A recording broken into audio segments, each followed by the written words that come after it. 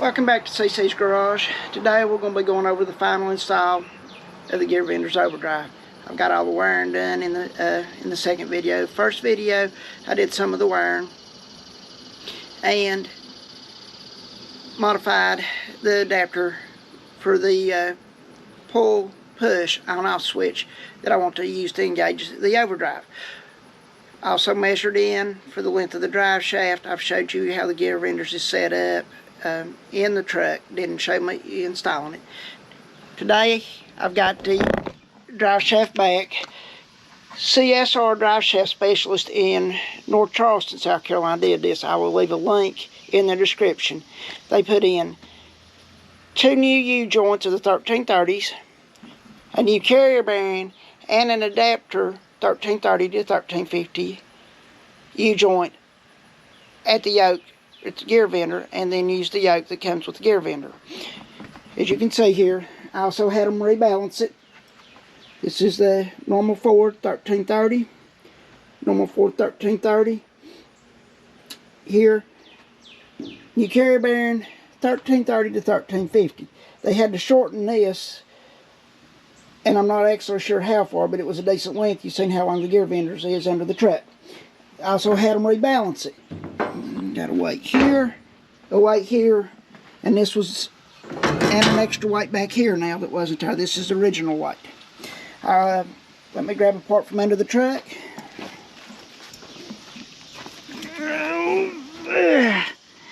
This is the original tail shaft off the transmission. So with the pictures you've seen of the Gear Vender overdrive, you can already tell how much longer it is. Even the extension's longer. Also got to put in the fluid for the transmission, which Gear Venders calls for the AC Delco Synchro or synthetic manual transmission fluid. They say it works better in there. There's one other thing I got to get put in the transmission, which is the new speedometer gear. And I'm going to open the box. Let me get you set up to watch that. And I'm trying to work on my camera angles. I've noticed that I have a bad habit of not getting everything in the camera. The standby screen mode on the Gear Vender, or on the GoPro, kind of causes me an issue with that. There's more in here than just for the overdrive. This right here is going to be my 36 tooth transmission gear, or speedometer gear. I went ahead while I was at it, so I just put fuel injection on. Got me a a carbureted 7 psi fuel pump, block off plate for the old one, some AN fittings, a set of Edelbrock head gaskets, which miraculously look like Velcros.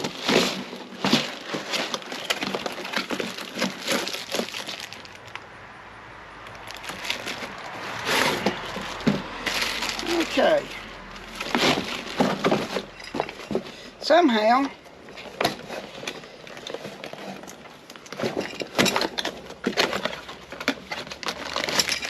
I ordered 2 fuel pumps. Watch your orders when you do them. I'll put the second one up for something else, because at the later date I am planning on putting a rear tank instead of the second tank that's in this truck, that's in the compartment. My AN fuel line,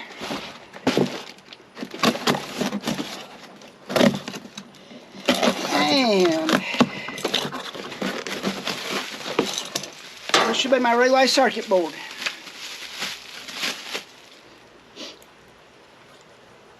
Which has a place to hook each wire up to.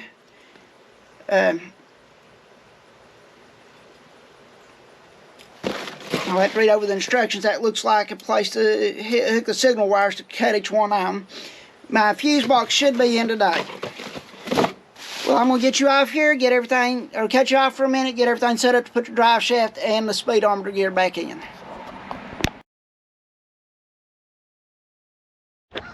Okay, This isn't the first test drive. I drove it the other day, found a couple things out, so I didn't even bother to record. Old gasoline engine.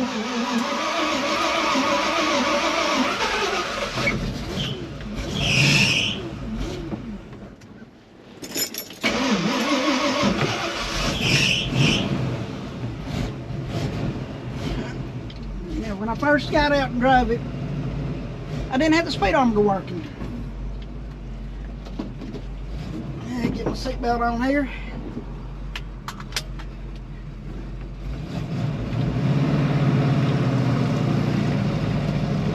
Now we'll run down the road a little ways. I'm gonna go get me something to eat.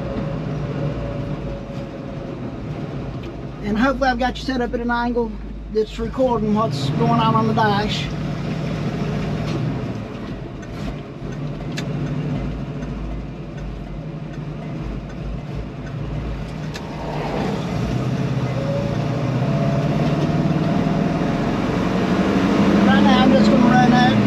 Fourth. And I'm sorry about the wind noise. This old truck doesn't have air conditioning.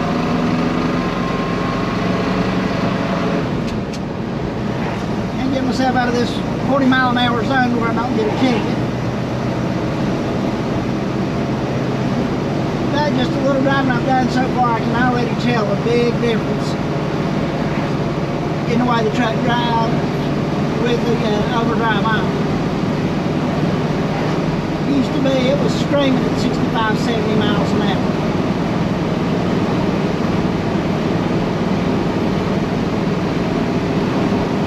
Coming up on the 55 zone here.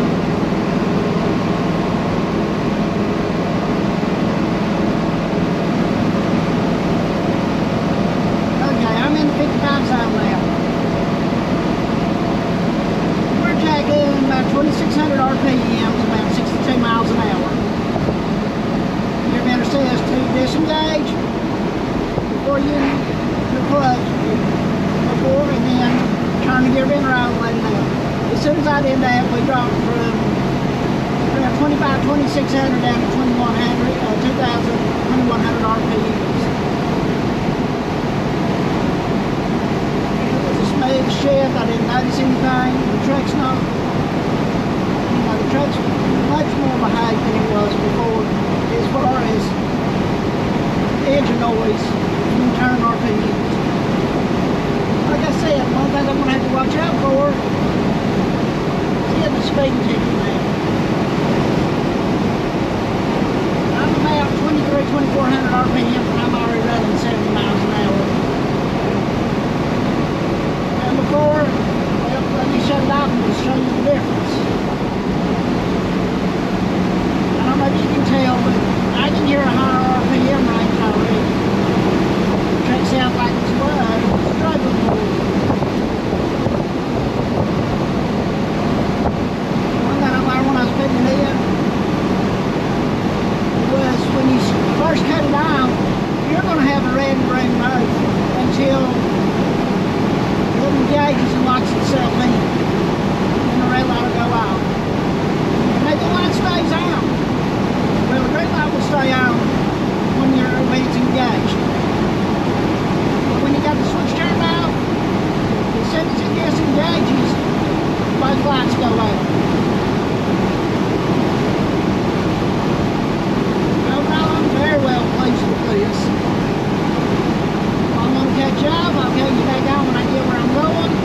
On the way back from the restaurant that I'm going to go get lunch at, I'll catch you on and I'll run it up through the gears a little bit. Okay, I'm going to record a little ending for the Gear Vendors Part 3. I drove it the other day. What a difference it made. To me, the money spent was well worth it. Was a few issues, mostly my own fault. Did have to use the adapter for the speedometer. Was one of them. The little piece that went on the end of the cable. I did have one of the wires for the pull push switch wrong. There's a gray and a gray white. Well, in the sun I didn't see the gray white, so I'd hooked the gray up, so it didn't work. Once I got that fixed, did great. You do have to, when you're engaging and disengaging the gear vendor, push the clutch in. It just keeps it from hitting too hard. Then, but world of difference. I mean, I can't say how much. It's so much of a difference that I may not pull the 410s out and put the 354 in there until after I build the motor and see if I need the change to get better fuel mileage. I would have to say, as far as it goes with some mechanical mileage, it's not a bad install. I do understand why gear vendors recommend you take it to somebody that does it for a living. The one problem I did have with the gear vendors that was a manufacturing issue was the adapter that goes from the MP435 to the gear vendors. It's basically a spline sleeve on either side that's solid in the middle. There's what can be called stack tolerances when you're machining. If everybody machines to the high side, then when you put something together, you're out of tolerance. That's where I had to go in with the lathe. No big deal. I had the lathe. I had the tool to do the job with. I got it in there. I forgot it done right. When I get a chance, after I get the fuel injection installed and I get somebody to ride with me, I will be able to show you better how much the RPM drops when you go from like fourth to fourth overdrive. As it is right now, it appears I'm getting around 500 RPM drop whenever I use it, which is great. I mean, the truck's not screaming up the road like it was before. Now, I know in the video I said one of the videos the first video I said my truck was a picture from my channel. Since that first video was filmed, I've changed to a different channel picture. So, as I go, I'm trying to get better with these videos. I'm trying to